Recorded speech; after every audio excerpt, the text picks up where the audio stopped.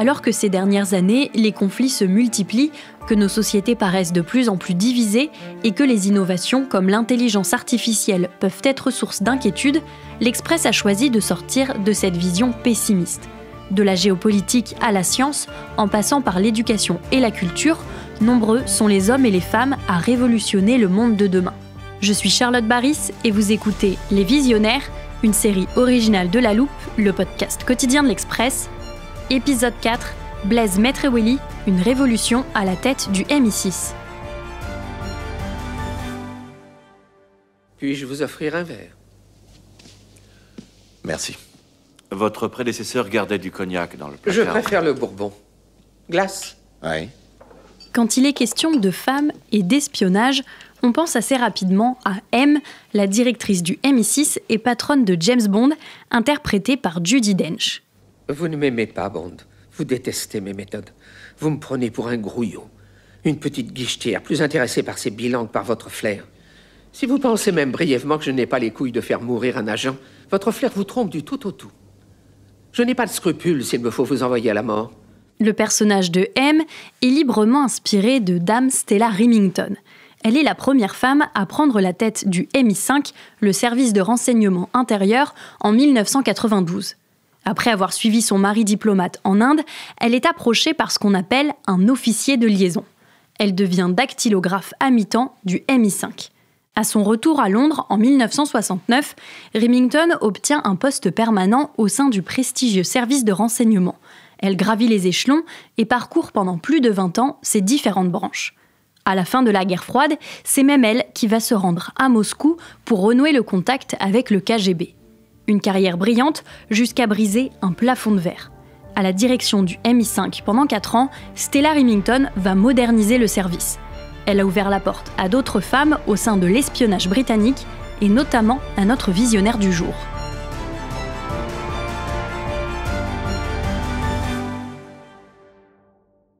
Quand on cherche à faire un portrait, il est toujours utile de parcourir les photos pour mieux comprendre de qui on parle. Dans le cas de notre personnalité, l'exercice s'avère un peu compliqué. D'elle, on ne trouve qu'une seule photo récente. Sur un fond blanc, vêtue d'un chemisier beige, elle arbore un léger sourire. Les cheveux châtains, coupés courts, ses yeux clairs nous regardent fixement. Impossible de savoir quand ni où a été prise cette photo. On trouve bien quelques clichés qui datent de ses années étudiantes où on la reconnaît vaguement. Mais si le mystère est si épais, c'est que nous allons nous intéresser aujourd'hui à Blaise Maîtrewelli, la nouvelle directrice du MI6, le renseignement extérieur britannique, depuis quelques jours seulement. Et on découvre peu à peu des éléments sur son parcours. Blaise Maîtrewelli est né en 1977 dans la banlieue de Londres. Sa famille s'installe rapidement à Hong Kong, où son père est professeur en imagerie médicale à la Chinese University. Ils partent ensuite à Riyad, en Arabie Saoudite, au début des années 80, où son père fait une résidence médicale militaire.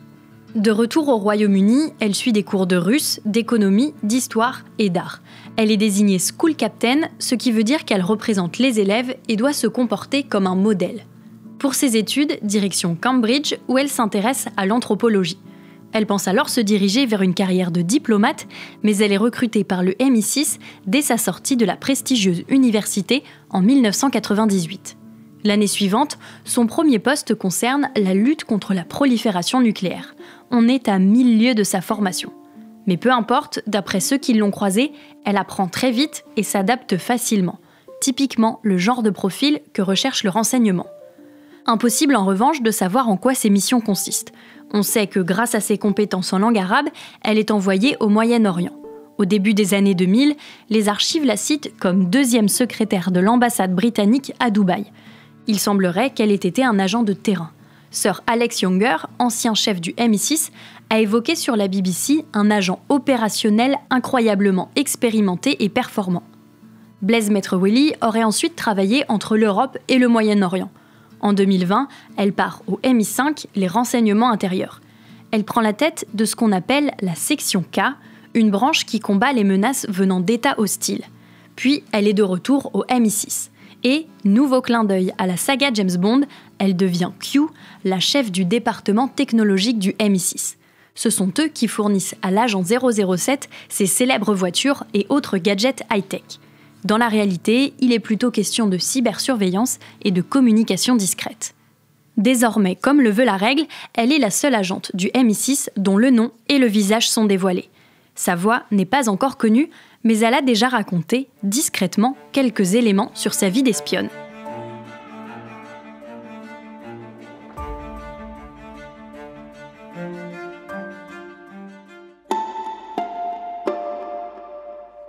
Justement parce qu'elles sont souvent ignorées, les femmes sont possiblement les meilleures espionnes qui soient. En 2022, le Financial Times publie un article sur la vie secrète des meilleures espionnes du MI6. 3 agentes témoignent anonymement et utilisent un nom d'emprunt. Ce qu'elles décrivent est à l'opposé des rôles de James Bond Girls, des séductrices ou des traîtresses. On y découvre notamment le parcours de Ada, et quelques éléments nous font rapidement comprendre qu'il s'agit de Blaise Maître Willy. D'abord, son poste. Elle est au département Q et on précise qu'elle est la première femme à diriger le service. La description physique colle également avec la seule photo dont nous disposons. Grande, cheveux blonds, coupés courts. La journaliste ajoute aussi qu'elle ne vient pas d'un parcours classique d'ingénieur ou de scientifique. Maître Willy évoque notamment ce que cela représente d'être une femme dans un milieu où les représentations d'espions sont surtout masculines. Au moment où vous décidez de devenir agent, vous devez effectuer des milliers de calculs basés sur le risque. Mais vous ne savez pas vraiment comment réagir émotionnellement. Il n'y a pas de règle de conduite. Ironiquement, cela devient un peu un no man's land. Dans cet espace, les femmes sont très douées pour trouver un terrain d'entente. Nous sommes celles qui se trouvent à la frontière ou qui évoluent entre les deux. D'après Blaise Maître Willy, être une femme est même un atout dans certaines situations.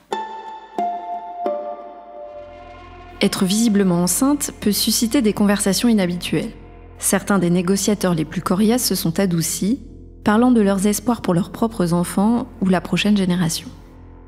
Un rôle à l'opposé de l'image que se faisait d'un bon agent Vernon Kell, le fondateur du MI6 en 1909. Selon lui, la recrue idéale était un homme capable de prendre des notes sur la manche de sa chemise tout en montant à cheval. Les femmes ont pourtant démontré leurs compétences en espionnage durant les Premières et Secondes Guerres mondiales. Mais il leur a fallu du temps avant d'être acceptées en tant qu'espionnes à part entière, loin du cliché de Mata Hari. Anonymement toujours, Blaise Maître Willy évoque aussi le fait d'avoir une famille quand on est espionne. Les difficultés, par exemple, à installer un siège bébé dans une voiture d'agent qui a surtout été conçue pour être blindée. La réalité est là encore loin de l'image véhiculée par les films, où les agents sautent d'un avion à l'autre pour effectuer des missions à l'étranger. Dans la vraie vie, les membres du service secret sont installés dans un pays avec une couverture, souvent un emploi dans une ambassade. Lorsque vous êtes en poste à l'étranger, vous menez en apparence une vie tout à fait ordinaire. Nous accomplissons des choses extraordinaires au service de notre pays, mais il est très important que cela semble ordinaire. Une situation qu'elle évoquait déjà en 2021 dans un autre article. Cette fois-ci, dans les colonnes du Télégraphe, elle est uniquement désignée par le surnom de Directeur K, son titre de l'époque. Une photo accompagne l'article. Un œil observant au milieu d'un rideau. Et aujourd'hui, on reconnaît l'iris bleu de Blaise Maître Willy. On y apprend que seuls les conjoints et la famille très proche sont autorisés à connaître le vrai métier des espions. Blaise Maître Willy dévoile d'ailleurs que ses enfants, sûrement influencés par l'éducation qu'ils ont reçue, ont découvert, en l'espionnant, son véritable job. Interrogée sur le poids qui pèse sur ses épaules, voilà la réponse de la future directrice du MI6, qui gère alors les ingérences, notamment russes et chinoises. On ne sait pas si chaque décision que l'on prend va changer le monde ou avoir un impact considérable sur la sécurité nationale du Royaume-Uni. Chaque complot ou activité que nous détectons ou déjouons peut mal tourner. Nous pourrions ne pas intervenir au bon moment, les risques sont nombreux. Mais si vous vous en inquiétiez au moment de vous coucher ou si vous y pensiez au réveil, ce serait insupportable. Ce n'est pas une culture héroïque, c'est une culture très solidaire, et cela fait toute la différence. Ce qui m'inquiète vraiment ou me réveille au milieu de la nuit, c'est quelque chose de vraiment énorme. Les menaces étatiques, la façon dont le monde change. Comment gérer cela correctement ? Ça doit être un effort de toute la société. Ce qui m'inquiète pour mes enfants, ce n'est pas la menace quotidienne, le vol de propriété intellectuelle ou même franchement un complot d'assassinat individuel. C'est plutôt comment toute la société évolue face aux grands bouleversements géopolitiques. C'est assez difficile de faire comprendre cela aux gens sans être alarmiste. C'est pourquoi nous devons collectivement être beaucoup plus résilients. Déjà, Blaise Maître Willy insistait dans ses interviews sur l'importance de recruter plus de femmes dans le service secret de Sa Majesté, malgré le manque de candidates face aux recrues masculines. Son arrivée à la tête du MI6 pourrait changer la donne, d'autant que les défis qui se présentent à elle ne manquent pas.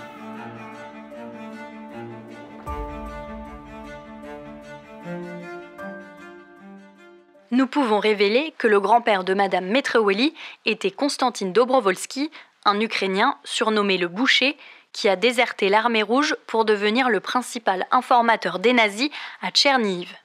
Fin juin, quelques jours après l'annonce de la nomination de Blaise Maître Willy au poste de directrice du MI6, le tabloïd anglais The Daily Mail publiait une enquête sur la famille de l'espionne.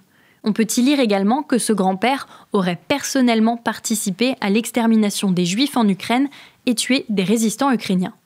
Des révélations rapidement balayées par le ministère des Affaires étrangères qui précise qu'elle n'a jamais connu cet aïeul et que sa grand-mère l'a fui dès 1943. Mais cette information sera très certainement utilisée par la Russie de Vladimir Poutine pour discréditer Maître Willy.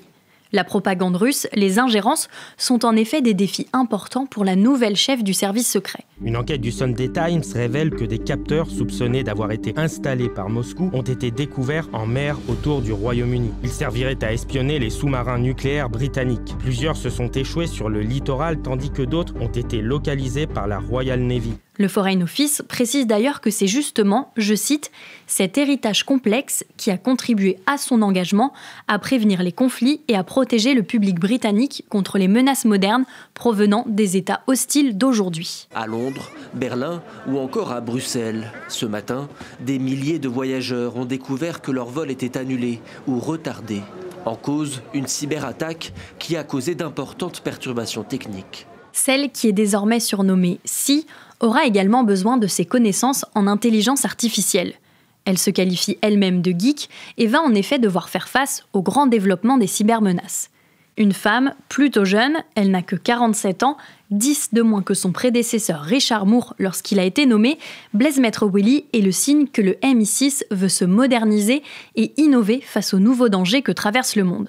Maître Willy a pour le moment uniquement réagi dans un communiqué. Je suis fière et honorée qu'on me demande de diriger ce service. Une nomination historique. Et c'est ce portrait qui vient clore notre série sur les visionnaires.